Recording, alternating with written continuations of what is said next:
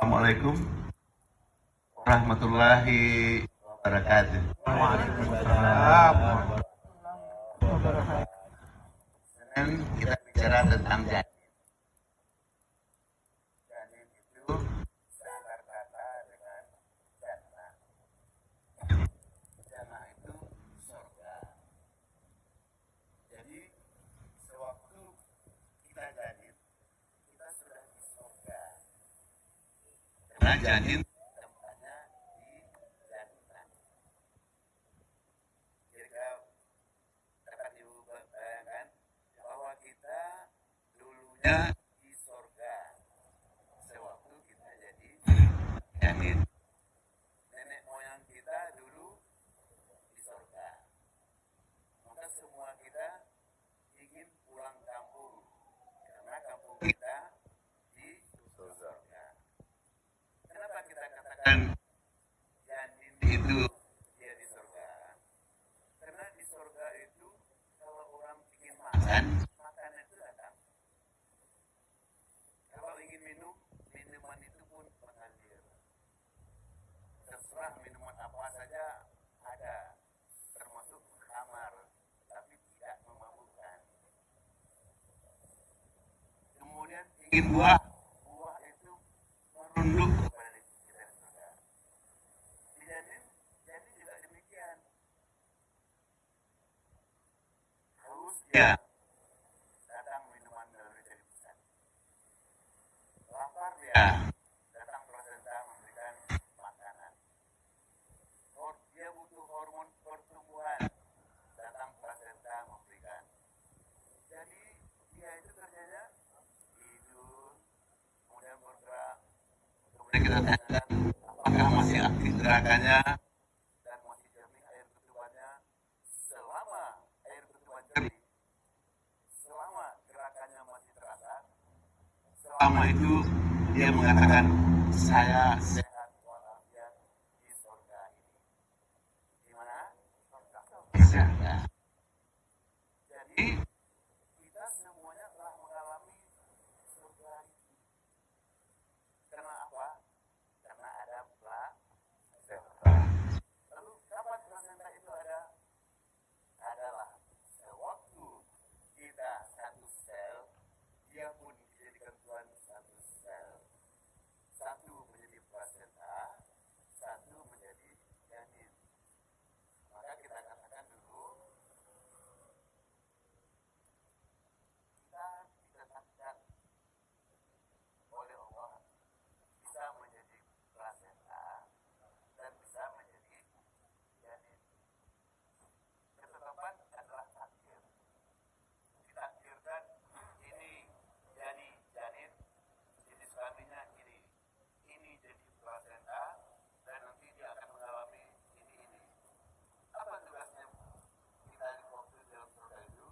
Sejak dari satu sel sampai tubuh kembang menjadi 10 triliun sel. Setelah sampai 10 triliun sel, barulah janin dilahir. Bisa dulu paham? Nah, demikian kerja plasenta menumbuhkan janin itu mulai dari satu sel menjadi jumlah sel itu 10.000 triliun. Berapa lama waktunya? Selama 9 bulan 10 hari. Selama itu kita bersenang-senang. Mau makan, makanan datang. Mau hormon datang. Mau vitamin datang. Mau apa saja yang kita butuhkan, kita tinggal menguap saja sedikit. Tapi mau itu tidak terdengar. Karena kita masih di surga. Maka di surga itu tidak ada kata-kata yang jelek. Tidak ada kata-kata umpatan. Tidak ada kata-kata yang memaki. Tidak ada kata-kata sombong. Tidak ada kata-kata rusak. Yang ada kata-kata yang bermanfaat. Yang masing-masing mereka mengatakan salam alaikum. Salam kedamaian. Dan itu telah kita alami kapan? Sewaktu kita dalam janin. Dan beruntungnya kita dipilih, ditetapkan menjadi janin, tidak menjadi plasenta. Ya, hari Senin kita bicara plasenta, malang nasibmu plasenta. Ya, berkumpul dalam oskom yang bercampur darah, yang bercampur nanah, yang bercampur air ketuban, yang bercampur dengan yang busuk-busuk, yang masuk kencing dan darah dari ibu itu terkumpul di dalam oskom. Kesanalah tumpukan plasenta. Malang nasibmu, padahal dia yang paling berjasa.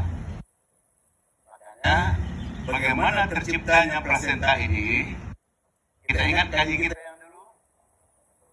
Begitu plasenta terpancar sebanyak 250 juta, ya, hanya satu yang jadi pemenang.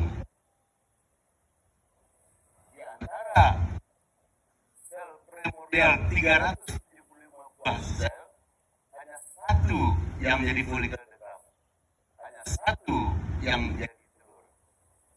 Dan semua doa-doa dibatalkan, tujuannya adalah sabda alam, alam menjadi keselamatannya. Makanya sabda alam begitu supaya normal. Kalau tidak normal, maka terjadi kesalahan-kesalahan. Contoh, sperma yang lincah, yang mengelilingi, yang bekerja, baginya tidak ada bukit yang tinggi, tidak ada gunung yang rendah, tidak ada lurah yang dalam, tidak ada lautan yang lebar. Bukit kan di dakinya, lurah kan di turunnya, lautan kan di rendangnya, agar dia bisa bertemu dengan ovum yang dicintainya. Dia yang mengejar. Ovum tinggal menunggu. Begitu masuk kepalanya, jaringan kolagen bergerak dan diputus pada lehernya. Dan itulah sukses yang pertama kali bagi manusia, bertemunya sperma dengan ovum. Ingat, ovum hanya menunggu, menerima. Jangan dibalik.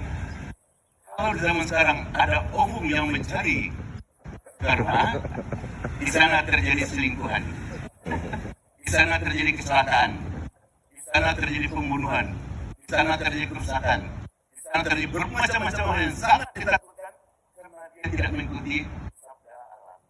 Bagaimana sabda alam? Banyak. Insya Allah pada pengajian kita berikutnya akan kita terangkan ini sabda alam. Alam mencari keselamatan dirinya karena Allah memerintahkan demikian. Begitu ada yang nyeleng, begitu ada yang ingkar, begitu ada yang merubah nasibnya, saya ovum, tapi saya kuat, saya bisa melolak sana sini. Silakan sedikit. Bila itu ya. Assalamualaikum warahmatullahi wabarakatuh. Waalaikumsalam warahmatullahi wabarakatuh.